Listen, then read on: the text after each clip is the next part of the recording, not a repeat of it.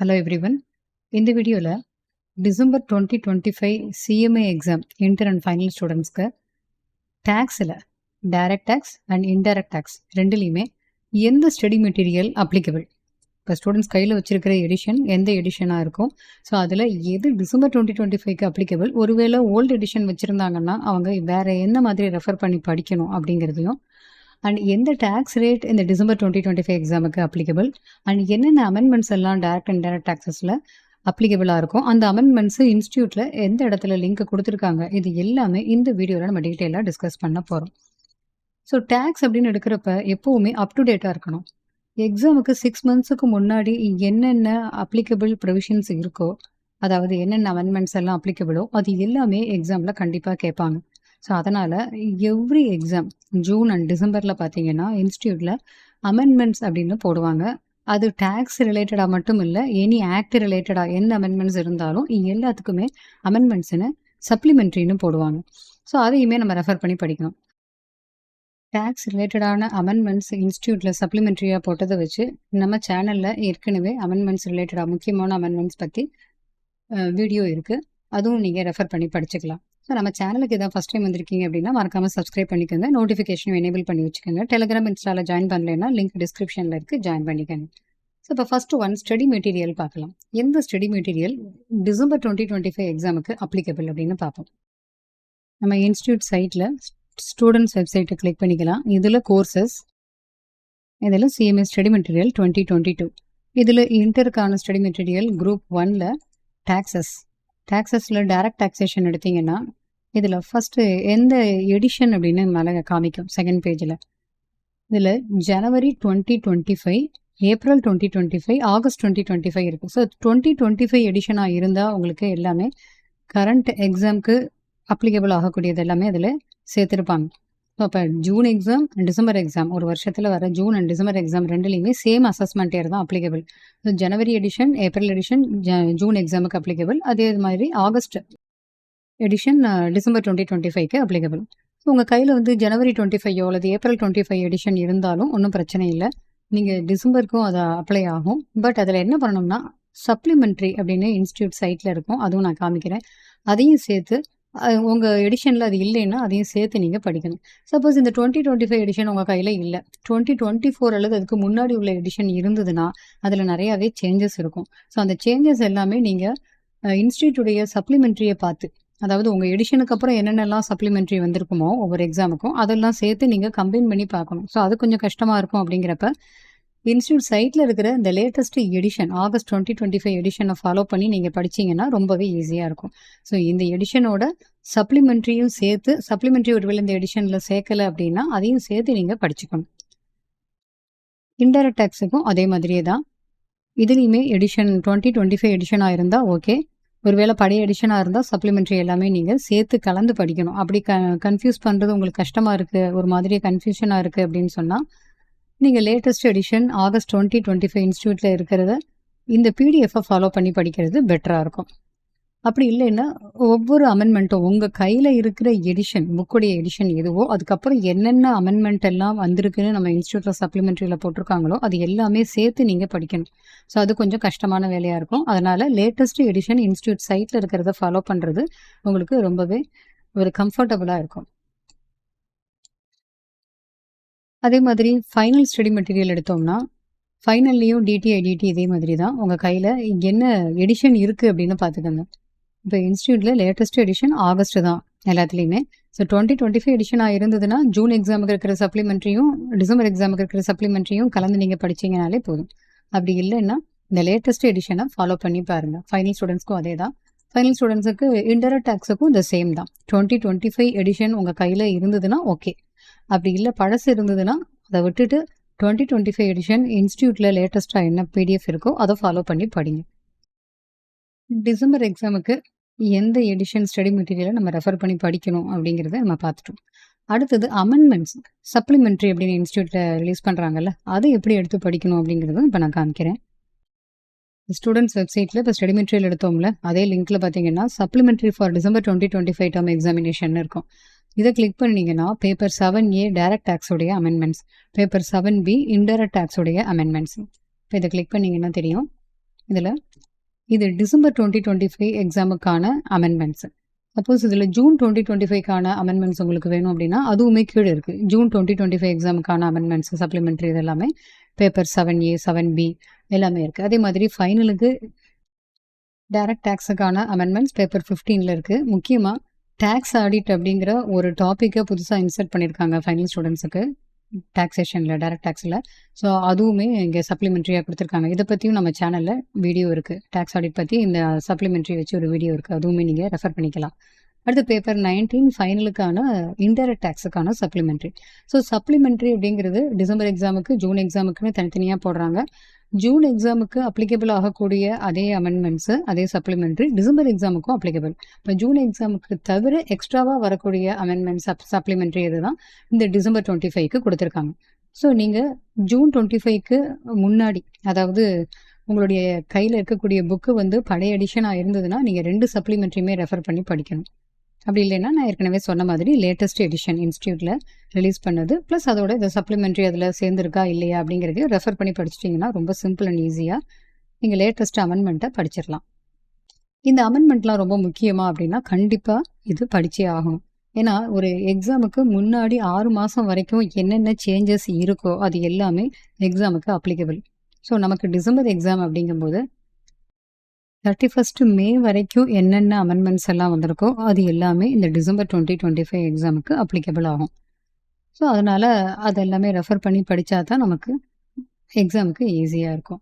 சரி, இப்போ நம்ம ஸ்டடி மெட்டீரியல் என்ன ரெஃபர் பண்ணி படிக்கணும், எந்த எடிஷன்னு பார்த்துட்டோம். அடுத்தது அமெண்ட்மெண்ட்ஸ் அப்படின்னா அதுக்கு இன்ஸ்டியூட்டில் சப்ளிமெண்ட்ரி ரிலீஸ் பண்ணியிருக்காங்க. அந்த சப்ளிமெண்ட்ரி எங்கே ரெஃபர் பண்ணி பார்க்கணும் அப்படிங்கிறத நம்ம பார்த்துட்டோம்.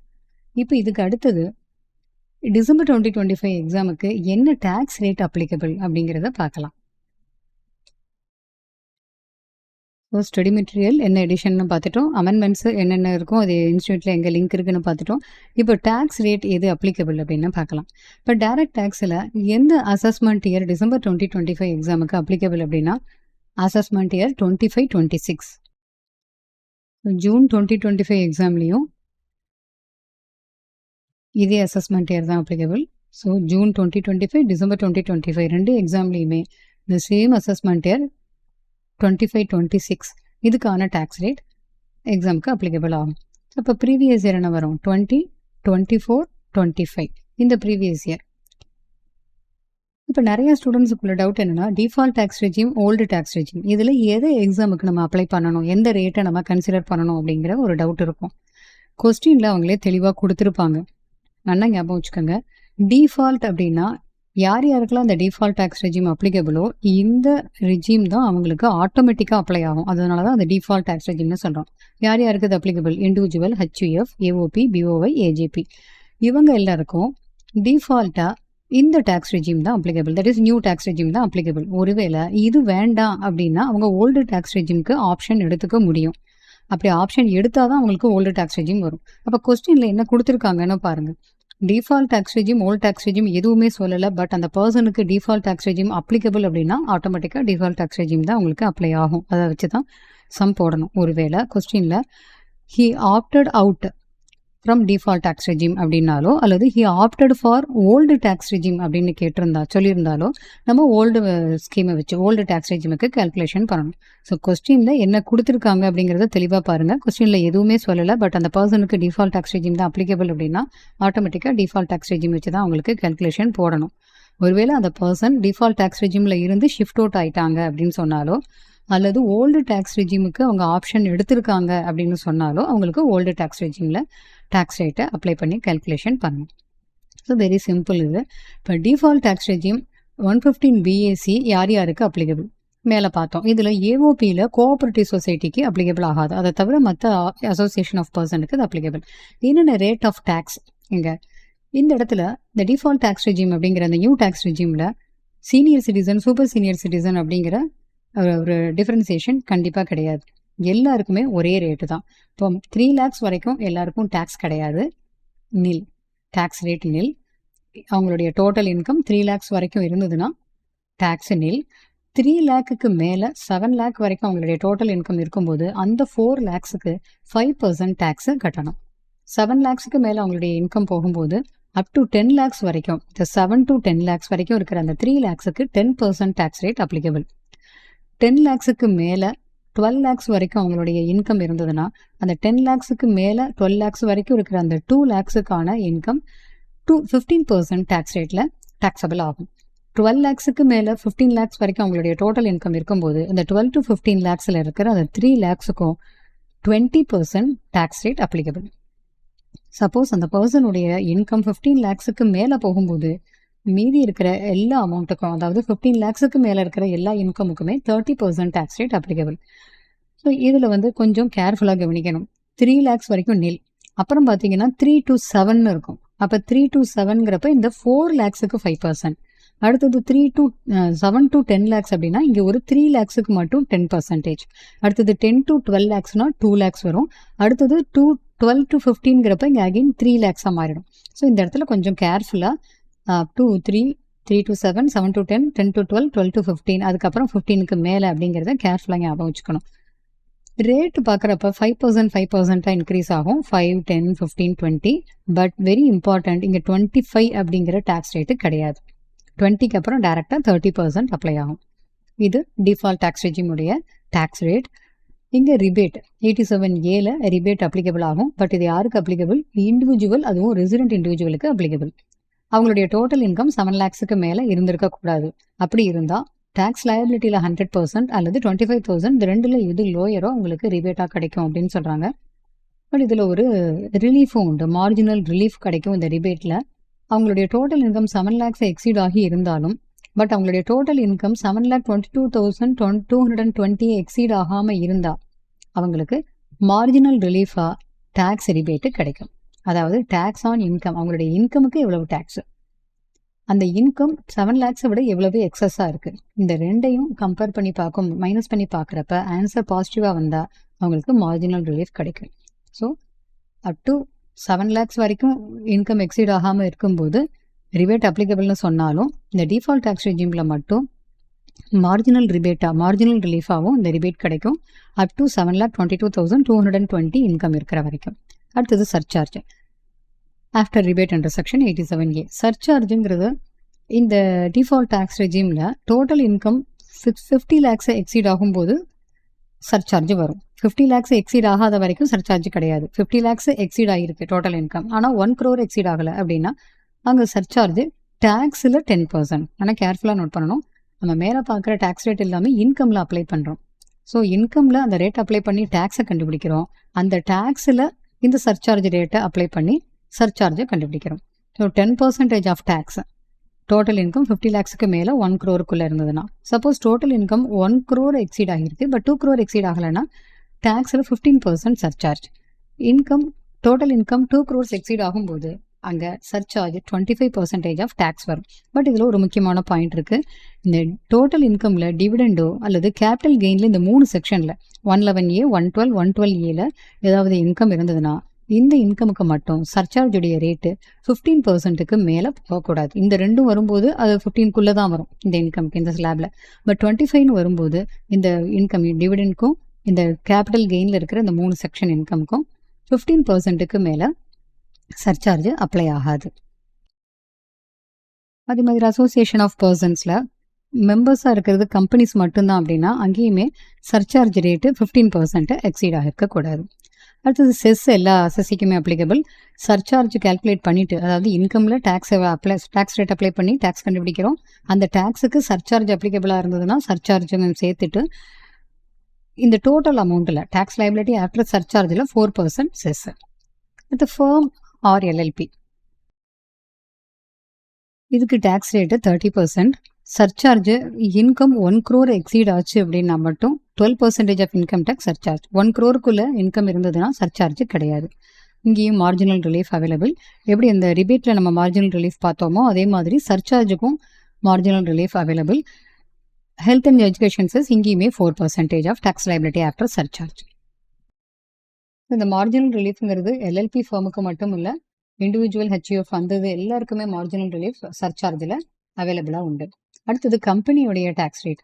டொமஸ்டிக் கம்பெனிக்கு அதனுடைய டேர்ன் ஓவர் அல்லது கிராஸ் ரிசிப்ட்ஸ் ப்ரீவியஸ் இயர் 22-23, இப்போ ப்ரீவியஸ் இயர் நமக்கு எக்ஸாமுக்கு 24-25 இல்லையா, இதுக்கு முன்னாடி 2வது ப்ரீவியஸ் இயர் 22-23ல அந்த கம்பெனியுடைய டோட்டல் டர்ன் ஓவரோ அல்லது கிராஸ் ரிசிப்ட்ஸோ 400 crore எக்ஸீட் ஆகாமல் இருந்தால் அங்கே டேக்ஸ் ரேட்டு 25% அந்த கம்பெனிக்கு. மற்ற கேஸில் எல்லாம் 30%. ஃபாரின் கம்பெனியாக இருந்தால் டேக்ஸ் ரேட் 35%. கம்பெனியுடைய சர்சார்ஜ் டொமஸ்டிக் கம்பெனியாக இருந்ததுன்னா டோட்டல் இன்கம் 1 crore எக்ஸீட் ஆகலைன்னா சர்சார்ஜ் வராது. 1 crore எக்ஸீட் ஆகிருக்கு இன்கம், பட் 10 crore இருந்ததுன்னா 7%, 10 crore மேலே டோட்டல் இன்கம் போகும்போது 12% சர்சார்ஜ் ரேட்.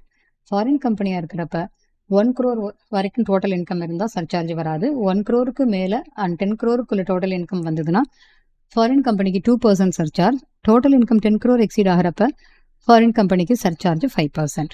இங்கேயுமே மார்ஜினல் ரிலீஃப் அவைலபிள். ஏன்னா இங்கே வந்து ஸ்லாப் ரேட் 2 தானே, 1 crore அண்ட் 10 crore, அந்த 2 இடத்துலையுமே marginal relief available. Education chess 4%. இங்கேயும் அஸ் யூஷுவல் எப்பவும் போல தான் டேக்ஸ் லைபிலிட்டி ஆக்டில் சர்சார்ஜ்.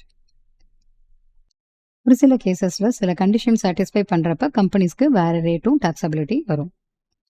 இப்போ அடுத்தது டிஃபால்ட் டேக்ஸ் ரெஜிம் யார் யாருக்கெல்லாம் அப்ளிகபிளோ அவங்க ஒருவேளை டிஃபால்ட் டேக்ஸ் ரெஜிமில் இருந்து ஷிஃப்ட் அவுட் ஆகி ஓல்டு டேக்ஸ் ரெஜிமுக்கு ஆப்ஷன் எடுத்தாங்கன்னா அவங்களுக்கு எந்த ரேட் அப்ளிகபிள் அப்படின்னு பார்க்கலாம். இந்த அசஸ்மெண்ட் 25-26ல் old tax regime individual HUF AOP, ஏஓபியில் கோஆப்ரேட்டிவ் சொசைட்டி தவிர மற்ற ஏஓபி நம்ம ஏற்கனவே டிஃபால்ட் டேக்ஸ் ரெஜிமில் பார்த்தோம். BOI அண்ட் AGP இவங்க எல்லாருக்குமே டிஃபால்ட் டேக்ஸ் ரெஜிமில் தான் டேக்ஸை கால்குலேஷன் பண்ணணும். ஒருவேளை அதிலிருந்து அவங்க ஷிஃப்ட் அவுட் ஆகிட்டாங்க அப்படின்னா ஓல்டு டேக்ஸ் ரெஜிம் அல்லது ரெகுலர் டேக்ஸ் ரெஜிம் அல்லது நார்மல் டேக்ஸ் ரெஜிம் இதுக்கு நிறையா பேர் சொல்லிக்கலாம். பட் அதுக்கு அவங்க ஆப்ஷன் எடுத்துக்கணும். 115 BAC 6 இதில் by exercising the option available under section 115 BAC 6. அப்போ இந்த ஆப்ஷனை அவங்க எடுக்கிறாங்க, நாங்கள் ஓல்டு டேக்ஸ் ரெஜிமுக்கு மாறிக்கிறோம் அப்படின்னு ஆப்ஷன் எடுக்கிறப்ப old tax regime applicable. But அதில் சில கண்டிஷன்ஸை சாட்டிஸ்ஃபை பண்ணணும்.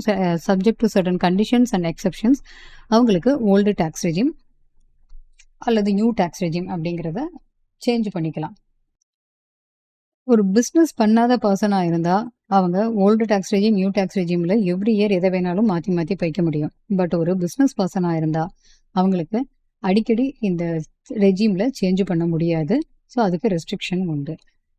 ஓல்டு டேக்ஸ் ரெஜிம் அப்படிங்கிறப்ப நிறைய எக்ஸப்ஷன்ஸ், அதாவது நிறைய டிடக்ஷன்ஸ், அந்த மாதிரி பெனிஃபிட்ஸ் எல்லாம் கிடைக்கும்.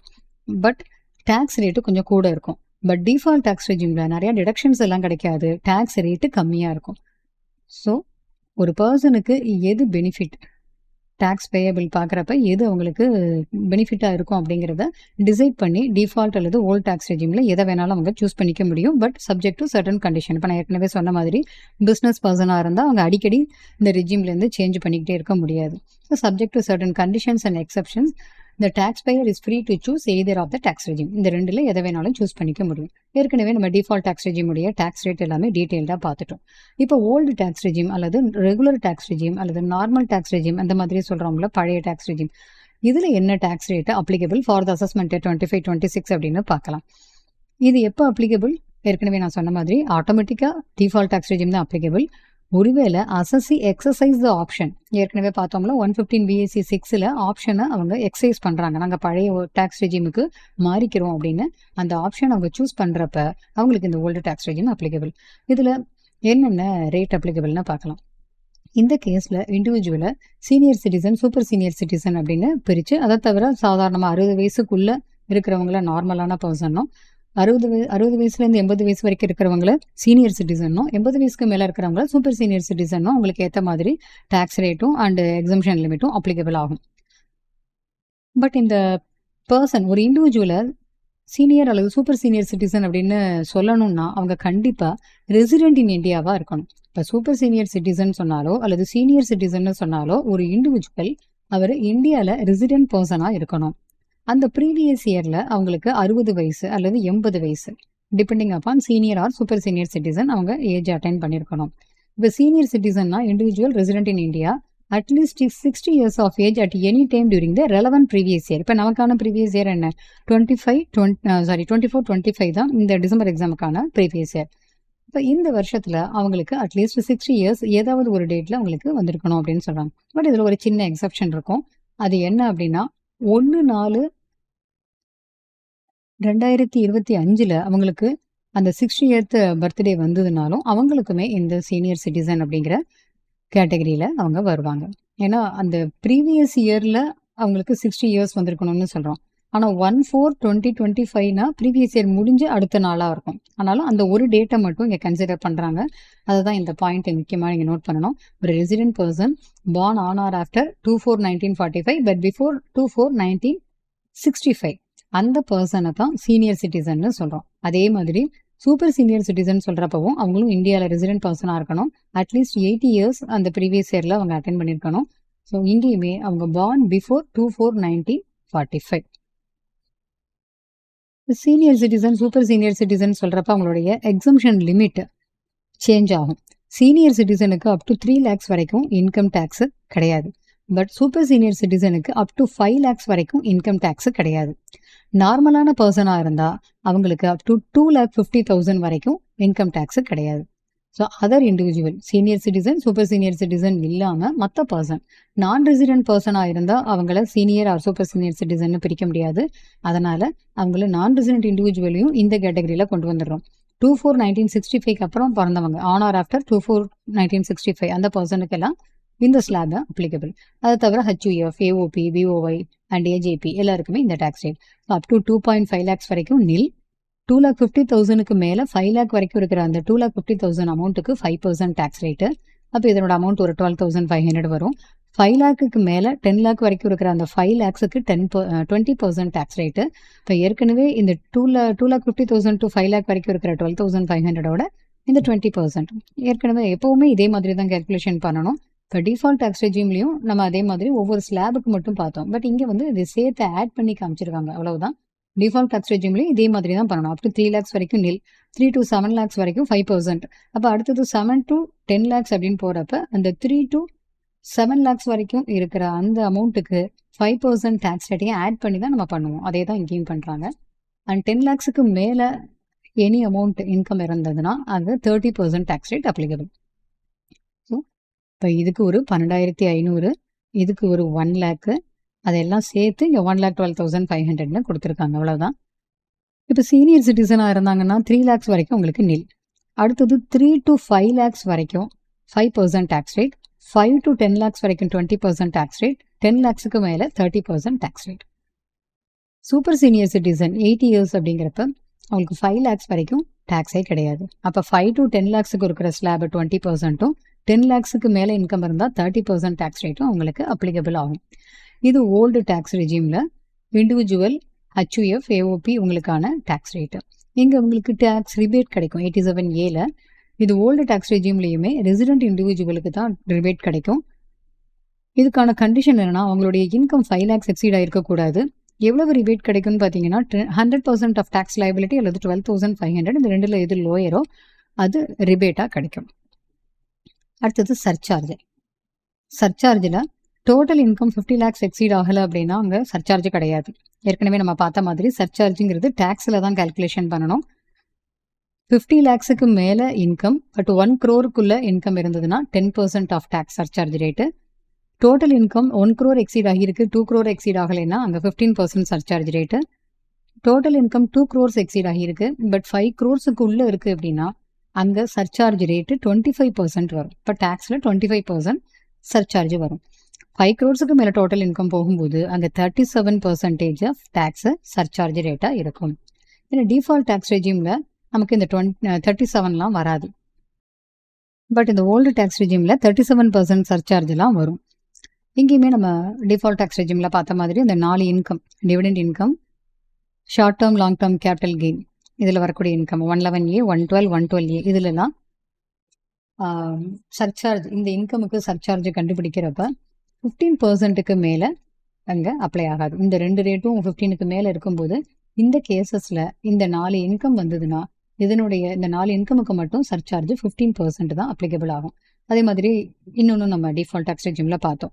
ஏஓபியில் மெம்பர்ஸ் மட்டும் கம்பெனிஸ் மட்டும் மெம்பர்ஸாக இருக்காங்க அப்படின்னா அங்கே சர்சார்ஜ் ரேட்டு 15% எக்ஸீட் ஆகக்கூடாது. எஜுகேஷன் செஸ் அஸ் யூஷுவல் எப்பவும் போல் எல்லா செஸ்ஸுக்குமே 4% டேக்ஸ் லைபிலிட்டி ஆஃப்டர் சர்சார்ஜ். இப்போ டேக்ஸ் ரேட் என்னென்ன அப்ளிகபிள் டிசம்பர் 2025 எக்ஸாமுக்கு அப்படிங்கிறத பார்த்துட்டோம். அடுத்தது முக்கியமான டேக்ஸ் ரேட் சேஞ்சஸ்ன்னு பார்த்தோம்னா கேபிட்டல் கெயினில் இருக்குது. இது ஜூன் 2025 எக்ஸாமுக்கே அப்ளிகபிள் தான்.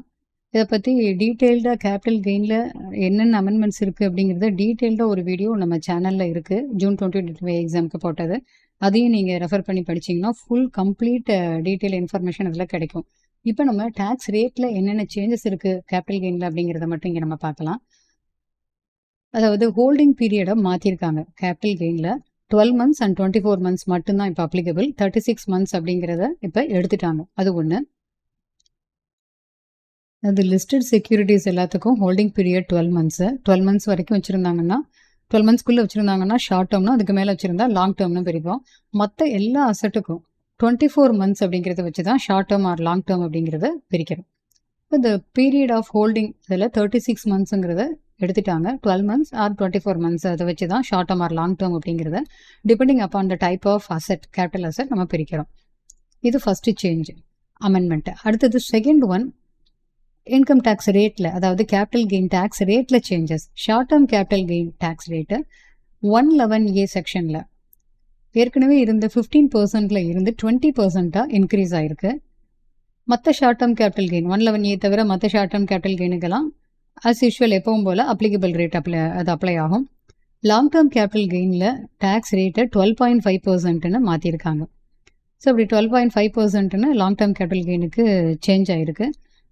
அதோட 112Aல லாங் டேர்ம் கேபிட்டல் கெயினில் 1 lakh வரைக்கும் இருந்த எக்ஸம்ஷனாக 1.25 lakhs அப்படிங்கிறதா மாற்றிருக்காங்க.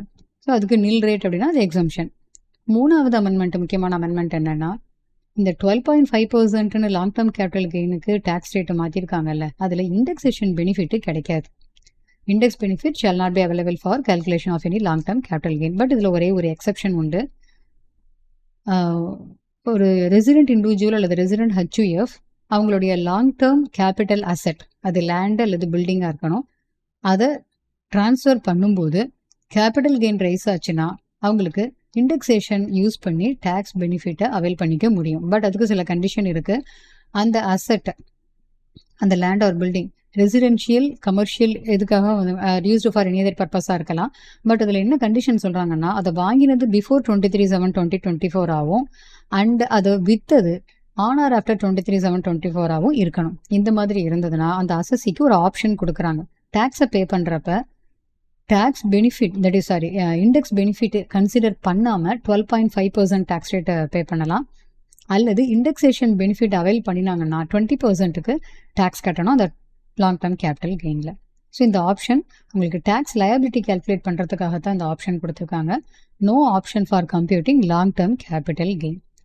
ஸோ இது முக்கியமான சேஞ்சஸ். பட் இந்த சேஞ்சஸ் எல்லாம் என்னைக்கு டேட்லேருந்து அப்ளிகபிள் அப்படின்னு பார்த்தீங்கன்னா 23/7/2024 டேட்லேருந்து. ஸோ ப்ரீவியஸ் இயரில் 24-25 அப்படின்னு நம்ம சொல்லும்போது இந்த டேட் வரைக்கும் 23/7/2024 தான் இந்த சேஞ்சஸ் எல்லாம், அமெண்ட்மெண்ட் எல்லாம் அப்ளிகபிள். இந்த கேபிட்டல் கெயினில் பார்த்ததெல்லாம் அதுக்கு முன்னாடி உள்ளது எல்லாமே பழைய ப்ரொவிஷன் அப்ளிகபிள் ஆகும். இதை பற்றி தான் நான் ஏற்கனவே நம்ம சேனலில் வீடியோ இருக்குதுன்னு நான் சொன்னேன். ஸோ அதை நீங்கள் பார்த்தீங்கன்னா கேபிட்டல் கெயின் டீட்டெயில்டாகவே இன்ஃபர்மேஷன் அதில் இருக்கும். இந்த வீடியோவில் direct and indirect tax December 2025 எக்ஸாமுக்கு inter and final students, CMA ஸ்டூடெண்ட்ஸுக்கு என்னென்ன ஸ்டடி மெட்டீரியல், எந்த எடிஷன் அப்ளிகபிள், என்னென்ன அமெண்ட்மெண்ட்ஸ் எல்லாம் இருக்குது, அதை எப்படி இன்ஸ்டியூட்டில் கொடுத்துருக்கிற சப்ளிமெண்ட்ரி நம்ம எடுத்து படிக்கணும், அப்படி ரெஃபர் பண்ணிக்கணும் அப்படிங்கிறதும் பார்த்தோம். அண்ட் முக்கியமான டேக்ஸ் ரேட் என்னென்ன அப்ளிகபிள் அப்படிங்கிறதும் நம்ம இங்கே பார்த்தோம். ஸோ இது உங்களுக்கு எக்ஸாமுக்கு ரொம்பவே யூஸ்ஃபுல்லாக இருக்கும். இதை உங்களுடைய ஃப்ரெண்ட்ஸ் யாராவது டிசம்பர் 2025 எக்ஸாம் எழுதுகிறாங்க அவங்களுக்கு இதை ரெஃபர் பண்ணால் யூஸ்ஃபுல்லாக இருக்கும் அப்படின்னு நினச்சிங்கன்னா மறக்காமல் ஷேர் பண்ணுங்கள். நம்ம அடுத்து ஒரு டாப்பிக்கில் கூடிய சீக்கிரம் மீட் பண்ணலாம்.